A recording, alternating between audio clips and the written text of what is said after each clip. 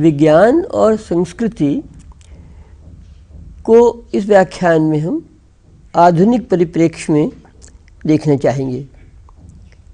विज्ञान की जो धारा पश्चिम में यूनान ने प्रवर्तित की थी और जो कि 500 ईसा पूर्व से लेके 200 ईस्वी तक लगभग 700 वर्षों तक बहुत प्रबल रूप से बढ़ती रही, पहले यूनान में, पीछे अलेक्जेंड्रिया में, वह धारा पश्चिम में उसके बाद प्रायः 1200 वर्षों तक विच्छिन्न हो गई।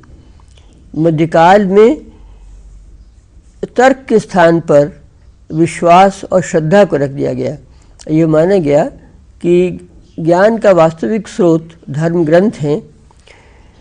धर्म ग्रंथ अदृश्य तत्वों के बारे में अवश्य प्रमाण हो सकते हैं, किंतु धर्म ग्रंथों को दृष्टि जगत के बारे में भी प्रमाण मानना यह एक अतिवाद था। किंतु इस अतिवाद ने पश्चिम में विज्ञान के प्रगति को बाधित किया। ये बात दूसरी है कि यूनानी विज्ञान, जैसे मैंने कहा था, कि अरब सभ्यता में स्वीकृत होकर वहाँ विकसित होता रहा और पीछे वहाँ से ही अरस्तु का ज्ञान भी पश्चिमी यूरोप में पहुँचा और उसके साथ ही और विज्ञान का भी।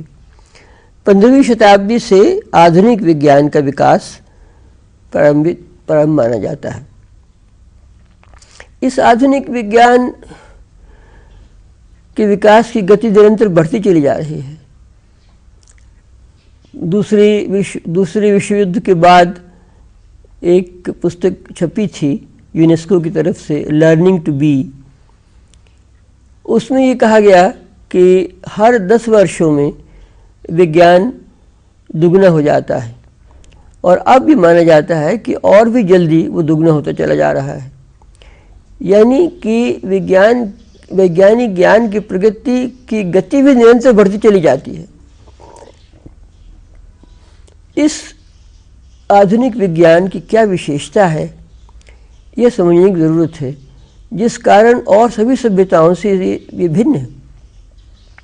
अन्य सभ्यताओं में विज्ञान का विकास हुआ, किंतु वह विकास निरंतर बढ़ता नहीं गया।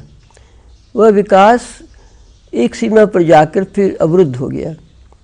लेकिन ऐसा लगता है कि आधुनिक विज्ञान धीरे धीरे बढ़ता हुआ अब और अधिक गति पकड़ता हुआ भविष्य में कहाँ पहुँचेगा इसका अंदाज नहीं है। तो ये जो निरंतर गतिशीलता है और उसकी जो शक्ति है, जिसके सहारे मनुष्य चंद्रमा तक जा सकता है, ग्रह नक्षत्रों तक पहुँच सकता है, जिसमें सूक्ष्माति सूक्ष्म और बृहद से बृहद तत्वों का प्रत्यक्ष और प्रामाणिक ज्ञान प्राप्त होता है, ये इस विज्ञान का विकास कैसे हुआ, किन विशेषताओं से युक्त है, क्या इसकी पद्धति है, इसके ऊपर एक दृष्टिपात करना आवश्यक है।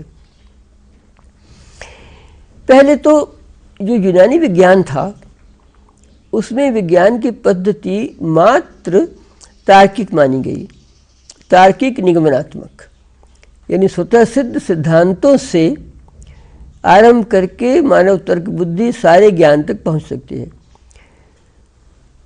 अब आधुनिक लेकिन इस प्रकार के ज्ञान को व्यावहारिक जगत से जोड़ना कठिन होता है।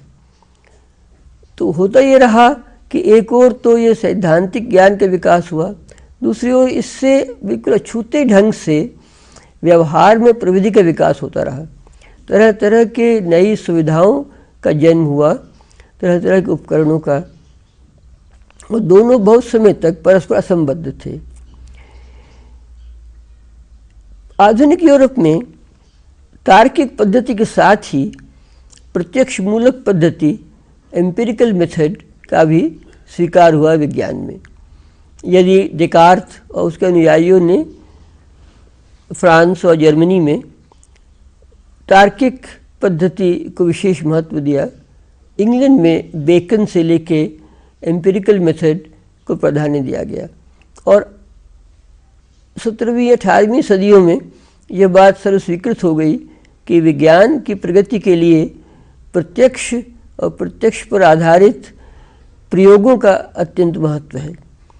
तो प्रत्यक्ष को जोड़ना तर्क के साथ और प्रत्यक्ष का समर्थन अनेक उपायों से, जिनमें कि एक उपकरण है दूरबीन या माइक्रोस्कोप, इस तरह के यंत्रों का प्रयोग जिनसे कि मनुष्य और दूर तक देख सकता है और पास की चीज़ देख सकता है, सूक्ष्म को देख सकता है, बृहद को देख सकता है। पहले इनका अनुमान कर सकता था, देख नहीं सकता था। आधुनिक विज्ञान को एक नई सहायता प्राप्त हुई प्रत्यक्ष के उपयोग में, नए नए उपकरणों का आविष्कार और उनका प्रयोग। दूसरे, उसने प्रयोगात्मक पद्धति को अपनाया जो कि पहले कभी नहीं अपनाई गई थी।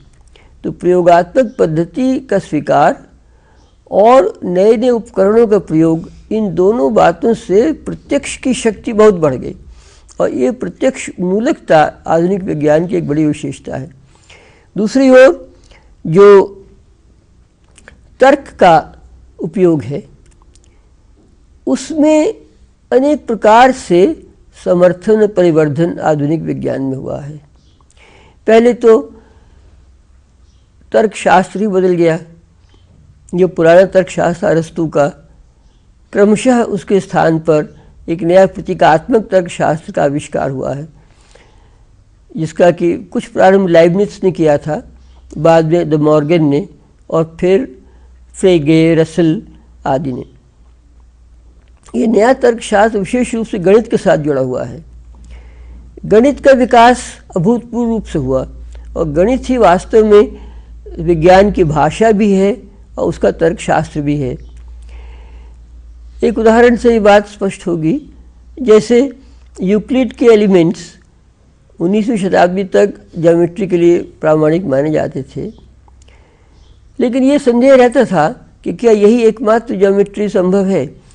उसमें जो एक पोस्टुलेट है, पैरेलल पोस्टुलेट कहते हैं, कि एक समतल में एक बिंदु से एक रेखा के लिए एक ही समानांतर रेखा हो सकती है। यह बात न तो स्वयं सिद्ध है और न ये प्रमेय के रूप में सिद्ध की जा सकती है, और तमाम यूक्लिड के जो व्युत्पत्तियाँ हैं वे इस पर आधारित हैं। एक इस पर, एक वो कॉन्ग्रुएंस के सिद्धांत पर। दोनों ही लगता है प्रत्यक्ष मूलक हैं देखने, लेकिन उनको स्थान दिया गया है विशुद्ध तार्किक। 19वीं शताब्दी में अनेक ज्यामितिकारों ने इस पोस्टुलेट को छोड़कर बिल्कुल दूसरे प्रकार की ज्यामितियों का आविष्कार किया। गाउस ने, हालांकि उसने अपने निष्कर्षों को अधिक प्रचारित नहीं किया, रीमान ने, लोवेचुस्की ने, बोलानी ने, तो इन लोगों की नई नई ज्योमेट्री ने सिद्ध किया कि वास्तव में यूक्लिड की ज्योमेट्री सामान्य व्यवहार के समतल देश की ज्योमेट्री है, यानी समतल स्पेस की ज्योमेट्री है। वो सब प्रकार के स्पेसेस की नहीं है। यदि स्पेस कर्व्ड हो, कॉन्वेक्स हो, कनकेव हो, तो उस तरह की स्पेस की ज्योमेट्री अलग प्रकार की होती है, और इन ज्योमेट्रीज का प्रयोग रिलेटिविटी की थियरी में बाद में हुआ। ऐसे ही डेकार्ट ने ज्योमेट्री में कोऑर्डिनेट ज्योमेट्री का आविष्कार किया, जिससे कि ज्योमेट्री जनरलाइज हो जाती है और अलजेब्रा के साथ मिल जाती है। प्रोजेक्टिव ज्योमेट्री का आविष्कार हुआ, जो एक अलग स्वायत्त सिद्धांत की तरह से है। कैलकुलस के रूप में न्यूटन ने और लाइबनिट्ज ने एक नए प्रकार की गणित का ईजाद किया, जिसमें कि अत्यंत सूक्ष्म पदार्थों के आकलन और एक संगत परिमाण के विभाजन, दोनों के सिद्धांत आ जाते हैं। तो इस चलन कलन नाम के गणित के विकास से गणनाओं में एक क्रांतिकारी परिवर्तन हो गया। 19वीं शताब्दी में कैलकुलस के ही फाउंडेशंस के ऊपर बहुत कार्य हुआ, और कैंटर ने इन्फिनिटी का क्या अर्थ गणित में हो सकता है, इस पर बहुत विचार करके ट्रांसफाइनाइट नंबर्स का आविष्कार किया। ऐसे अलजेब्रा में नए नए आयाम पैदा हुए, जैसे ग्रुप अलजेब्रा है, ग्रुप थियरी है, और इस तरह से मैट्रिसेस हैं, टेंसर्स हैं। तो सभी दिशाओं में, चाहे ज्यामिति हो, चाहे बीजगणित हो, चाहे जो नई चीज़ है फंक्शनल एनालिसिस, इन सब दिशाओं में जो गणित का विकास हुआ तो उससे भौतिकी को बड़ी सहायता मिली। मानी कि जो प्रत्यक्ष से उपलब्ध तथ्य थे उनके आकलन के लिए एक नई गणित और समृद्ध रूप में प्रस्तुत हो सकी। लेकिन अब पीछे बाद में तो इस गणित के उपयोग के लिए संगणकों का आविष्कार हुआ।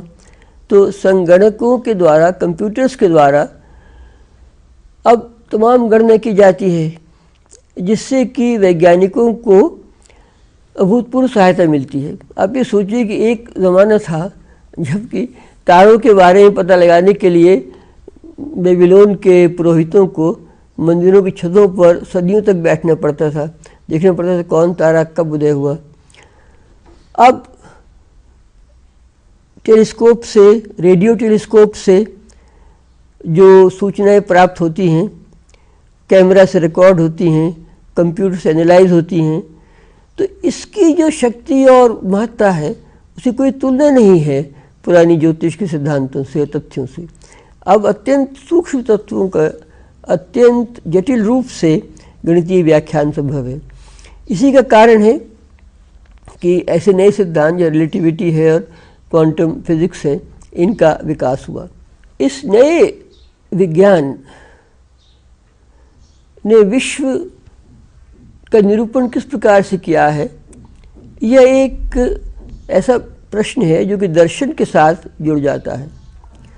प्रसिद्ध नोबेल लॉरिएट प्रोफेसर बॉम का कहना है कि प्रत्येक युग में विश्व को समझने के लिए एक नए प्रकार के ऑर्डर और एलिमेंट्स की कल्पना होती है कि वास्तविकता क्या है और ब्रह्मांड में कैसे जुड़ी हुई है। और यह सिद्धांत, जिसको उस युग की ब्रह्मांड दृष्टि कह सकते हैं, यह ब्रह्मांड दृष्टि या विश्व दृष्टि उसके सारे जीवन को प्रभावित करती है। उस युग की चेतना उसमें प्रतिफलित होती है और ये नए और उस चेतना में प्रतिबिंबित ये सिद्धांत मानव जीवन को प्रभावित करते हैं, भौतिक रूप से, मनोवैज्ञानिक रूप से और नैतिक रूप से। इस प्रकार सारे प्रत्येक विज्ञान के युग में यह बात देखनी चाहिए कि उसके अलग अलग विकासों और सिद्धांतों के पीछे कोई एक बड़ा मूलभूत सिद्धांत या मान्यता है जिसकी परिधि के अंदर उसका सारे कार्य होता है। उदाहरण के लिए उनका कहना है सही है कि आधुनिक विज्ञान की दृष्टि पहले सर्वथा मैकेनिकल एटमिस्टिक थी। प्रारंभ में ही आधुनिक विज्ञान ने आस्था या श्रद्धा या अदृष्ट के तत्वों का निराकरण कर दिया था। इनको निराकृत करने के बाद सिर्फ प्रत्यक्ष और अनुमान के आधार पर उसने विश्व रचना को समझने का प्रयास किया। और ये विश्व रचना निर्जीव पदार्थों की रचना है, ऐसी उसकी मान्यता थी। निर्जीव पदार्थ कार्य कारण भाव में जुड़े हुए हैं। तो 19वीं शताब्दी के एक बड़े वैज्ञानिक थे लॉर्ड केल्विन। लॉर्ड केल्विन ने कहा कि सारी दुनिया एक मशीन है, ब्रह्मांड एक यंत्र है, मशीन है, और वैसे ही उसको देखना चाहिए। ऐसा लगता था कि ये दृष्टि ही आधुनिक विज्ञान की सबके द्वारा स्वीकृत हो जाएगी। किंतु 19वीं शताब्दी के अंत में, इस शताब्दी 20वीं शताब्दी के आरंभ में इस दृष्टि में दो बड़े भारी व्याघात पहुँचे। एक तो आइंस्टाइन की सापेक्षता के सिद्धांत से और एक क्वांटम थियोरी से। रिलेटिविटी की थियोरी से ये हुआ कि स्पेस, टाइम, मैटर, ये तीनों जो अलग अलग थे, ये एक मिलके इन तीनों का एकीकरण से हुआ। मतलब सारा विश्व एक ही तत्व का फैलाव है जिसके अंदर अलग अलग केंद्र से हैं जो कि बदल भी सकते हैं।